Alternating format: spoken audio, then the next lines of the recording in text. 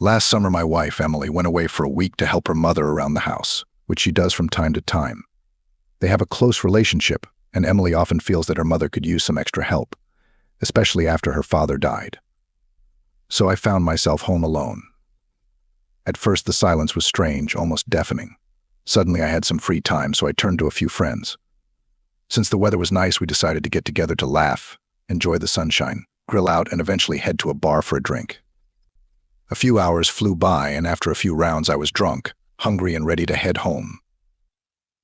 By the time I got back, it was past midnight and my stomach was rumbling. I was craving something warm and comforting, so I decided to make dumplings. I put them in a pot, added the spices, and then realized I was out of salt. I hesitated for a moment, wondering if I should knock on the neighbor's door at this late hour. Hunger overcame caution. Turning off the cooker, I stepped out into the corridor and hesitated for a moment before knocking on the door next to mine. A few moments later, just as I was about to give up, I heard a rustle behind the door, followed by muffled swearing. The lock clicked and the door swung open, revealing my neighbor Jessica. She was clearly drunk, barefoot and wearing a loose nightgown that left little to the imagination.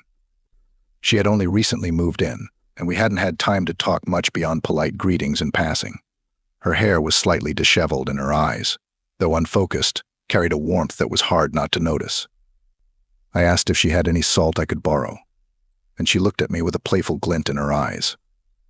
"Neighbor, why so late?" she teased, biting her lip. Her voice was slightly slurred, but charming. She gestured for me to come in. "Have a seat. I'll check it out." I followed her into the sparsely furnished living room, just a bed, a few unopened boxes and clothes strewn on one of them. The room smelled faintly of wine and unpacked items. I took a seat on the bed, noticing a half-empty bottle of wine and a glass on the small table next to it. There was a strange, almost electric tension in the air. Jessica had returned, her nightgown barely tied and a glass of wine in her hand instead of salt. She sat down next to me, a mischievous smile never leaving her face. "No salt, I'm afraid," she said with mock regret in her voice. "But since you're here, how about a drink?" She poured us both a glass. Her movements were slow and deliberate, and we raised them together, an unspoken understanding between us. The silence that followed wasn't awkward. It was filled with a sense of anticipation.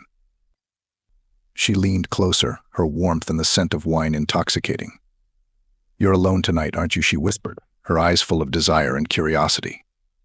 I nodded and she moved even closer, pressing herself against me. Her breath was warm on my neck, and the atmosphere seemed to grow heavier, charged with something we both felt but didn't yet realize. Before I knew it, I had already pulled her closer and my hands found the soft fabric of her nightgown. She seemed to have been waiting for this, her eyes closed as she pressed herself against me. The wine glass slipped from her hand, landing softly on the carpet without shattering. We fell back onto the bed, and what followed seemed inevitable, like something that had been building up since the moment I knocked on her door. Her touches were insistent, her kisses were demanding, and I reciprocated. There were no thoughts or hesitations in those moments, just the two of us, lost in the here and now. The night stretched on, each moment merging into the next. The bed creaked beneath us, our breathing heavy and synchronized. Jessica's fingers traced lines down my back, her touches alternating between gentle and demanding, like she was trying to memorize every inch of me. It was like a connection beyond the physical, something deeper that neither of us dared to name. At one point, the wine bottle tipped over, spilling onto the carpet, but we didn't care. Her quiet, gasping laughter filled the small room, and I smiled, feeling liberated. Here, in this dimly lit room, nothing else mattered. There was only Jessica, her warmth, her tantalizing touch, her half-closed eyes filled with need. Eventually, we lay pressed against each other, our breathing slowing. The room was filled with the mixed smells of wine, sweat, and something else, a sense of satisfaction. Jessica rested her head on my chest, her fingers lazily tracing patterns on my skin. We were silent, and the silence was comfortable, filled with the aftermath of what had just happened. I stared at the ceiling, my mind clouded, the events of the night replaying like a dream. Jessica moved slightly, raising herself up on her elbow to look at me. Her hair fell around her face in a haphazard halo, her eyes were soft and a smile played on her lips. "You know," she said, her voice barely above a whisper, "I think I like having a neighbor like you." There was a teasing note in her tone, but underneath it I heard something sincere, something that made my chest tighten.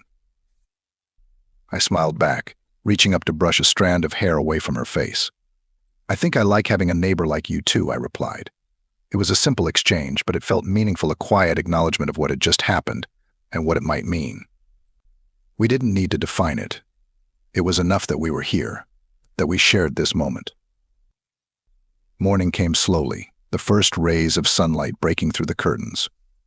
I blinked, waking up, and the events of the night before came back to me. Jessica was still asleep, her face calm and her body pressed against mine. I watched her for a while, emotions bubbling up inside me, confusion, a hint of guilt, but also something else, a strange peacefulness. When she stirred, her eyes met mine, and all those thoughts seemed to disappear. She smiled, a lazy, warm smile that made my heart race. "Good morning," she whispered, her voice thick with sleep. I smiled back and kissed her forehead gently. "Good morning," I replied just as gently. Whatever was next, we would face it when the time was right. For now, we had this moment, and it was enough.